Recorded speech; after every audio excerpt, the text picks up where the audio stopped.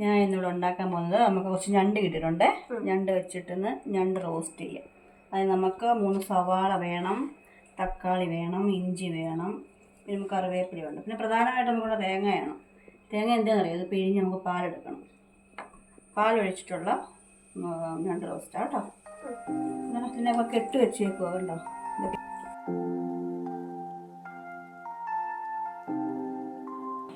ഇത് എന്താ പറയുക, ഞണ്ടിങ്ങനെ കെട്ടി വിടുന്നേ.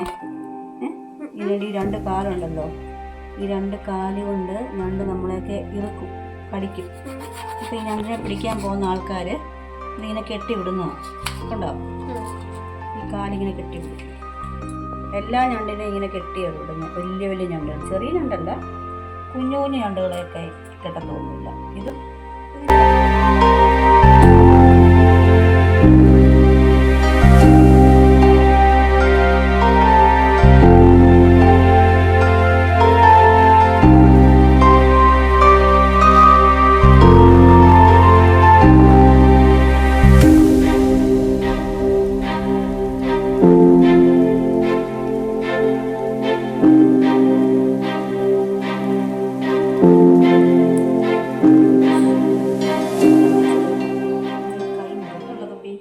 കാലുണ്ട്, ഒരെണ്ണം ഒടിഞ്ഞ് താഴെ പോയി.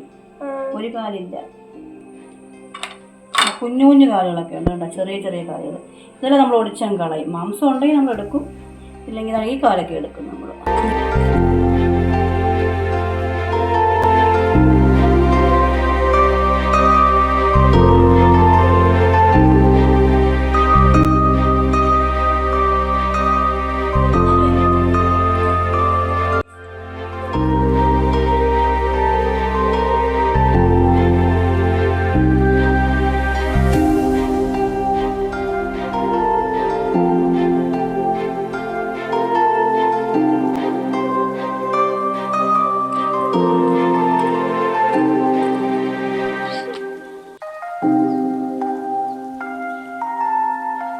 കഴുകല്ലേ, കഴുകിയിട്ട് വേണ്ടായോ?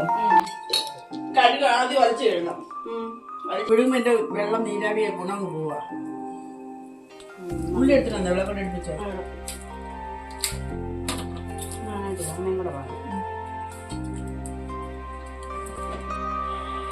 ഇതിനോട് എന്തൊക്കെ ചേർക്കാൻ പോകും? ഇതിനോട് ഞാൻ സവാള, ഉള്ളിയും തക്കാളിക്കും വഴട്ടും. എന്നിട്ട് ഇഞ്ചിയൊക്കെ ഇട്ട് മൂപ്പിച്ചിട്ട് ഇഞ്ചി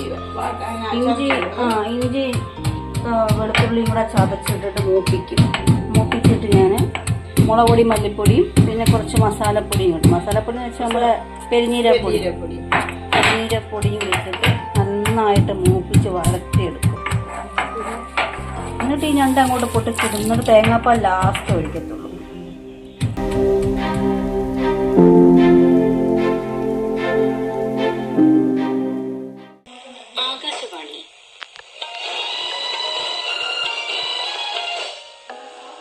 നമസ്കാരം. വാർത്തകൾ വായിക്കുന്നത് സോഫിയ ഡാനിയൽ.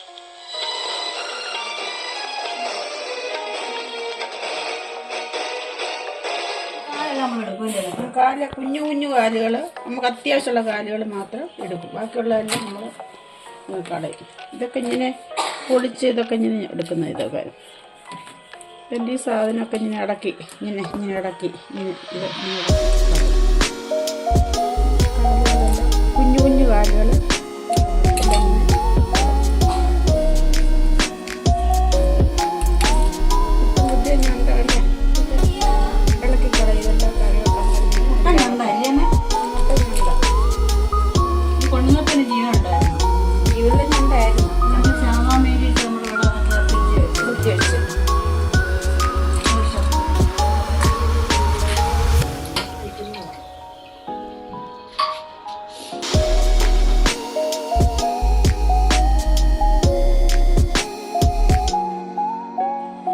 ഇത് 1-ാം പാലാണ്, ഇത് 2-ാം പാല്. ഇത് ആദ്യം ഒഴിച്ചിട്ട് നമ്മൾ തിളപ്പിക്കും. പിന്നെ പറ്റി കഴിയുമ്പോഴാണ് ഈ 1-ാം പാൽ ഒഴിക്കുന്നത്. ഇതെൻ്റെ പുഴുവില്ല, ഇത് നമുക്കിനി ആവശ്യമില്ല, ഇത് കളയാം.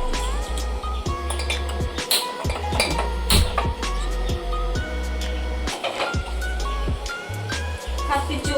ഇനി ഓയിൽ ഒഴിക്കും. കടുക് ഇടുമോ? മേലല്ലോ, ഇച്ചിരി കടുക് ഇടും.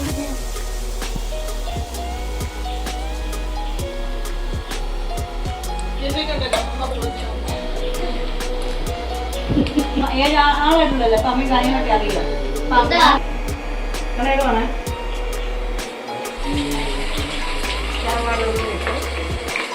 ചെറുതായിട്ടൊന്ന് ചുമക്കണം. ചുമന്ന് കഴിയുമ്പോഴേക്ക് ഇഞ്ചി ഇടണം അല്ലേ? ചുമക്കട്ടെ.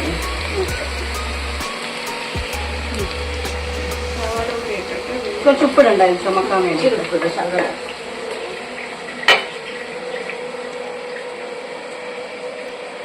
മൊത്തം വേർത്ത്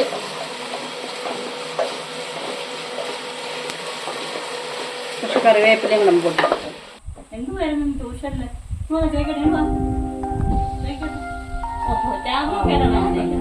ട്യൂഷനിൽ എന്തുവായിരുന്നു? പൊറോട്ടയൊക്കെ വാങ്ങിച്ചു തന്നേരെ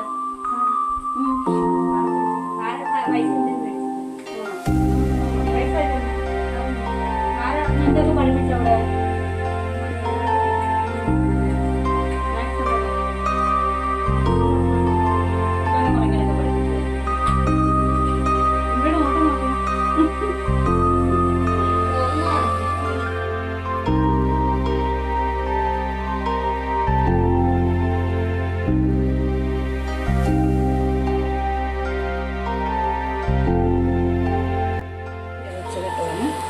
അതിലേറെ ഇഞ്ചിയും വെളുത്തുള്ളിയും ചതച്ചത് വേണം. നമുക്ക് ടേസ്റ്റ് കിട്ടും.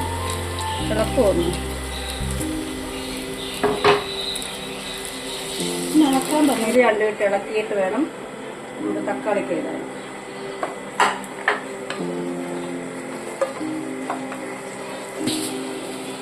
ഇതെടുത്ത് വെച്ചിരിക്കുന്ന പൊടി മിശ്രമൻ്റെ നിങ്ങൾക്ക് എത്ര ഞണ്ടുണ്ടോ അതനുസരിച്ചിടാം. ഇതിപ്പോൾ ഞാൻ എടുത്ത് വെച്ചിരിക്കുന്നത് മുളക് പൊടി, മല്ലിപ്പൊടി, മഞ്ഞൾപ്പൊടി, ഉലുവാപ്പൊടി, പിന്നെ ഗരം മസാല. ഗരം മസാല ഞങ്ങളുടെ പൊടിച്ച ഗരം മസാല ആദ്യം വരുത്താം. ഇപ്പോൾ തക്കാളിയൊക്കെ ഒന്ന് പെട്ടെന്ന് വാടി.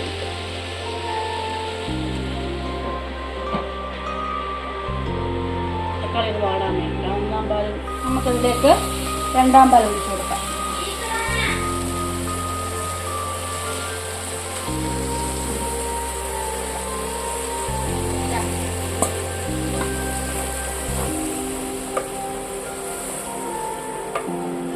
ഇതിനകത്ത് രണ്ടാം പാലിനകത്തോട്ട് നമുക്കിനി ഞണ്ട് പൊട്ടിച്ചിടാം.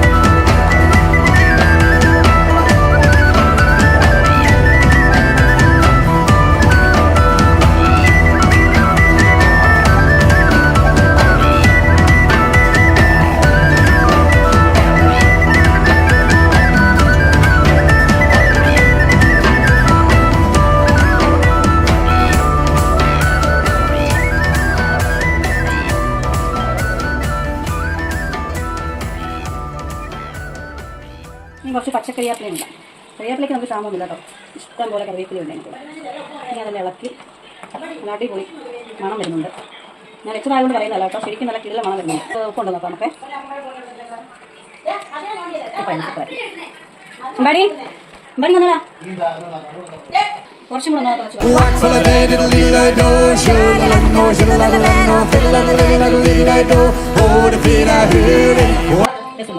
ഉപ്പ് കറക്റ്റാണോ? എല്ലാം കറക്റ്റാണോ? എരിവ് കറക്റ്റാണോ? നമ്മുടെ ഞണ്ട് കറി റെഡി ആയിരിക്കും. നമ്മുടെ ടെസ്റ്ററോട് ഉണ്ട് കേട്ടോ. ടെസ്റ്ററോട് ഉണ്ട്. നമ്മുടെ ടെസ്റ്ററേയും കൂടെ നമുക്ക് ഇതെല്ലാം ടെസ്റ്റ് ചെയ്യിപ്പിക്കാനേ.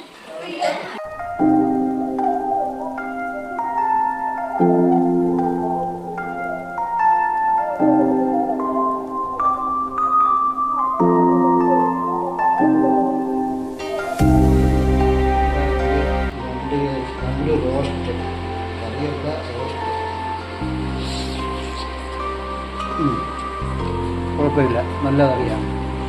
ടേസ്റ്റുണ്ട്. ഞങ്ങൾ ഉച്ചയൂണ സമയമാണ്. ചൂട് സമയത്തിൽ ഞങ്ങളെല്ലാവരും ഫുഡ് കഴിക്കാൻ മതി. ഇന്ന് എല്ലാം ഇരിക്കും. വാ, സമയത്ത് കഴിക്കുകയാണ്. എല്ലാവർക്കും വിളമ്പാം. അമ്പാടി ഇരിക്കുക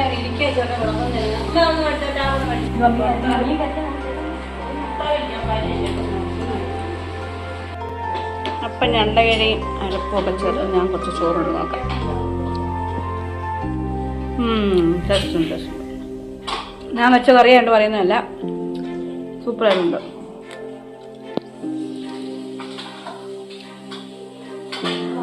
ഒരു പ്ലേറ്റ് ചോറുണ്ട.